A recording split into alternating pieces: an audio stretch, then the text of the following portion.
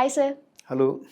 గత 3 జనరేషన్స్‌లో చూసుకుంటే సినిమాల్ని 'శివాకి బిఫోర్, శివాకి ఆఫ్టర్' అని అంటారు. అసలు ఎందుకు అంత స్పెషాలిటీ ఏముంది ఆ మూవీలో? చాలా స్పెషాలిటీ.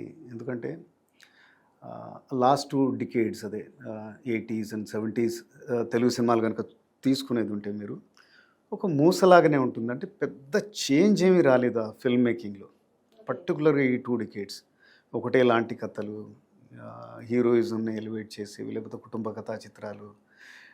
టెక్నికల్గా కూడా ఏం పెద్ద తేడా అనేది రాలేదు. ఓకే.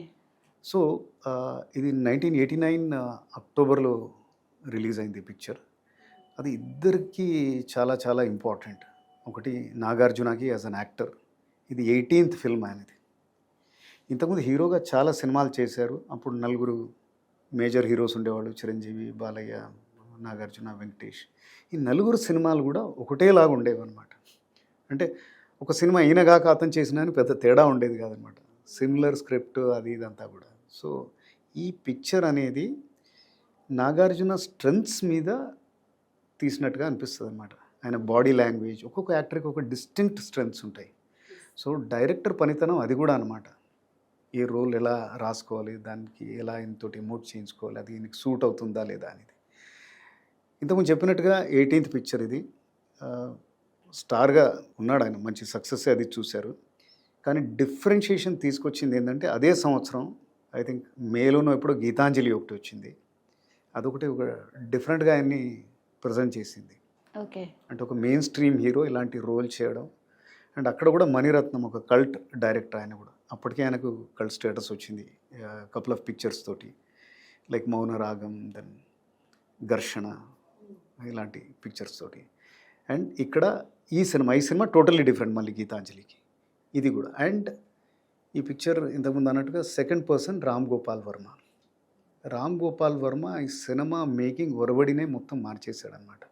ఓకే. ఫోటోగ్రఫీ అయితేనేంటి, స్టడీ క్యామ్ ఇంట్రడ్యూస్ చేశాడు అక్కడ. Sound was distinctly different then editing. So ఇలాంటివన్నీ కూడా అసలు తెలుగు సినిమానే కాదు, ఇండియన్ సినిమాలోనే సినిమా మేకింగ్ని టోటల్గా మార్చేశాడనమాట. ఇదే పిక్చర్ని జస్ట్ విత్ ఇన్ 1 year హిందీలోనే కొంతమంది డిఫరెంట్ యాక్టర్స్ తోటి మళ్ళీ రీషూట్ చేసి మెయిన్ పార్ట్ అలానే ఉంచేసి మళ్ళీ హిందీలో రిలీజ్ చేస్తే అక్కడ కూడా సూపర్ హిట్ అయ్యి మొత్తం ఇండియన్ ఆడియన్స్ అంతా, ఇండియన్ చిత్ర పరిశ్రమ అంతా ఎవరి ఆర్జీవి అని లేచి నిల్చొని చూసేట్టుగా చేశాడనమాట. సో అది చాలా చాలా ఇంపార్టెంట్. సో టెక్నికల్గా అంటే టోటల్లీ పెద్ద షిఫ్ట్, చిన్న చిన్న మార్పు కాదు ఇది. అంటే సినిమా మేకింగ్ పరంగా బాగా మారిపోయింది. అందుకనే శివాకి ముందు, శివాకి తర్వాత అంటారు. దీని తర్వాత అంకుశం లాంటి సినిమాలు కూడా వచ్చాయి. చాలా ఫాస్ట్ పేస్డ్ ఉంటుందన్నమాట అది కూడా. సో ఈ ఇన్ఫ్లుయెన్స్ తోటే వచ్చాయి. ఓకే. ఈ మూవీ స్టోరీ ఏంటి సార్? స్టోరీ గురించి ఈరోజు ఎవరు మాట్లాడుకోరు, ఎందుకంటే స్టోరీ కూడా చాలా చిన్నదే అది. అంటే హైదరాబాద్లో లేట్ 80sలో 1989 ఇది. సో ఒక చిన్న మిడిల్ క్లాస్ ఫ్యామిలీలో, అది వాళ్ళు ఎక్కడి నుంచో వస్తారు ఇక్కడికి, ఆంధ్రా నుంచి ఇక్కడికి వస్తారనుకుంటా. ఈ నాగార్జున ఒక కాలేజ్లో స్టూడెంట్, ఒక కాలేజ్లో అడ్మిషన్ తీసుకుంటారు. ఆ కాలేజ్లో ఉండే పాలిటిక్స్, ఓకే. సో ఆ ఎలక్షన్స్ అవి ఇవంతా కూడా. ఇది again Ram Gopal Varma own story అన్నమాట. అంటే తన నిజ జీవితపు అనుభవాల్ని కొన్ని ఇందులో పెట్టారు. ఆయన సిద్ధార్థ ఇంజనీరింగ్ కాలేజ్ విజయవాడలో చదివారు. అక్కడ కూడా చాలా ఈ college campus based politics, violence అది ఇదంతా కూడా చాలా ఉండేదన్నమాట. సో దాన్నే ఇందులో చూపించారనమాట. సో ఆయన వస్తారు, Nagarjuna is a new student. So అక్కడ ఆల్రెడీ ఒక పొలిటీషియన్ గూన్ ఉంటాడు, ఆయన లెఫ్ట్ హ్యాండ్ రైట్ హ్యాండ్ లాంటి జేడి చక్రవర్తి ఉంటాడనమాట. అక్కడంతా హుకుం చెలాయిస్తూ ఉంటాడు. అయితే ఒకసారి అంటే ఆయనకి ఎదురుగా ఎవరు వెళ్ళరు, కానీ నాగార్జున కూడా ముక్కుకు సూటిగా వెళ్ళే మనస్తత్వం, షార్ట్ టెంపర్డ్ ఉంటాడు. సో వీళ్ళిద్దరూ దే క్రాస్ లైన్స్. సో అప్పుడు అది ఎక్కడికి, దాని పర్యవసానం ఏమవుతుంది అనుకోకుండా ఆయన ఈ కాలేజ్ పాలిటిక్స్లోకి ఎంటర్ అవుతాడనమాట. సో ఎవరికి ఎంత ఏం పవర్ ఉన్నా ఏదున్నా కానీ మనకొక మనోస్థైర్యం ఉండేది ఉంటే ఎవరినైనా ఎదిరించవచ్చు. సో స్టూడెంట్ రా పవర్ అనేది దాన్ని బాగా చూపించారు. ఓకే. సో ఇంతకుముందు చెప్పినట్టుగా ఈ స్టోరీ అది ఇది అంతా ఈరోజు శివ గురించి మాట్లాడితే నాగార్జున ఎంత సాహసం చేశాడు అంటే, ఒక రూకీ అంటే అప్పటిదాకా ఒక్క సినిమా కూడా తీయని డైరెక్టర్ మీద నమ్మి అంత పెద్ద పిక్చర్ 75 lakhs బడ్జెట్ ఆ రోజుల్లో, అంటే చాలా పెద్ద పిక్చర్ అనమాట. ఆయన గురించి మాట్లాడతారు. ఎందుకంటే నాగార్జున తర్వాత కూడా ప్రూవ్ చేశారు ఆయన is a different actor. So we tries to experiment. So కొత్త వాళ్ళకి ఛాన్స్ ఇస్తారు. అట్లా ఆయన ఒక డిఫరెంట్ మోడ్లోకి వెళ్ళారనమాట. ఆయనకు తనకు తాను దీని తర్వాత ఒక ప్లాట్ఫామ్ క్రియేట్ అయింది. సో ఆర్జీవి గురించి కూడా చాలామంది అడుగుతూ ఉంటారు, ఈ సినిమా అసలు ఏంటి అంటే ఎట్లా వచ్చారు ఆయన. ఫస్ట్ శివ స్టోరీయేనా సార్? కాదు, అంటే ఫస్ట్ ఆర్జీవి గురించి మాట్లాడదాం. ఎలా వచ్చారు సినిమాలో. ఆ ఇంజనీరింగ్ అయిపోయాక ఆయన ఒక ఇది చేశారు, ఇది అమీర్పేటలో ఒక వీడియో క్యాసెట్ లైబ్రరీ పెట్టుకున్నారన్నమాట. సో ఆ క్యాసెట్లు ఎంత రెంట్కి ఇచ్చేవాడేమో కానీ సినిమాలు వరుసగా రోజుకు 3-4 చూసేవాడు అనమాట. అన్ని వరల్డ్ సినిమాలు చూసేవాడు.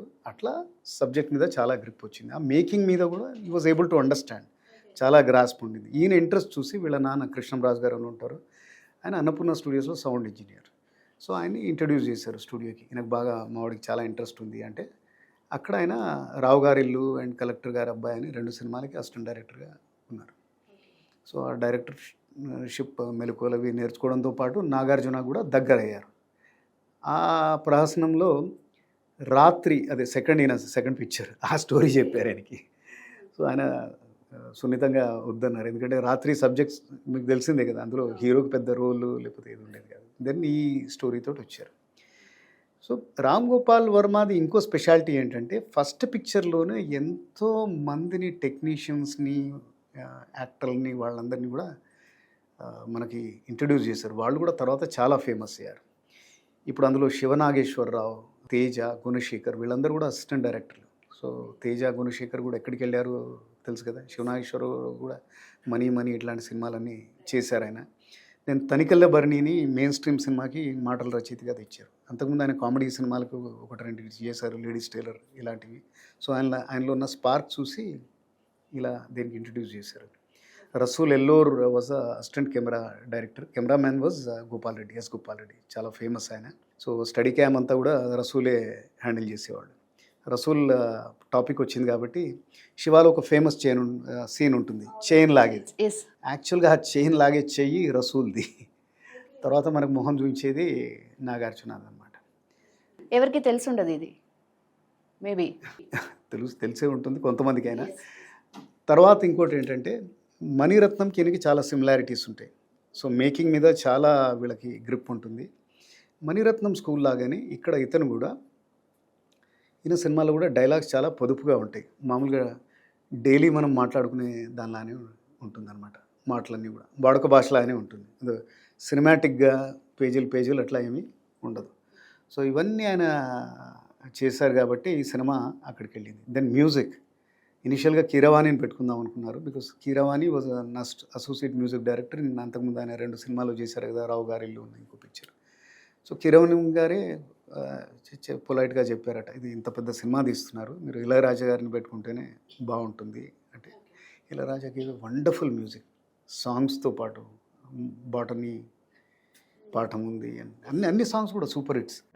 పాఠముంది మేటని ఆట ఉంది, దేనికో ఓటు చెప్పరా.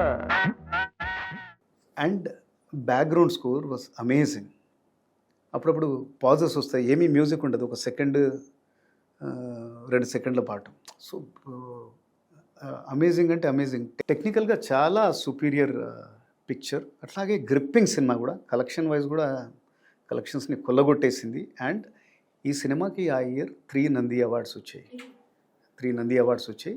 Best director, best dialogue writer, ఇంకా 3 అవార్డ్స్ వచ్చాయి. ఓకే, అమేజింగ్ సినిమా. ఇప్పుడు కూడా మళ్ళీ మనం చూడొచ్చు. Yes, right. Thank you sir. Welcome.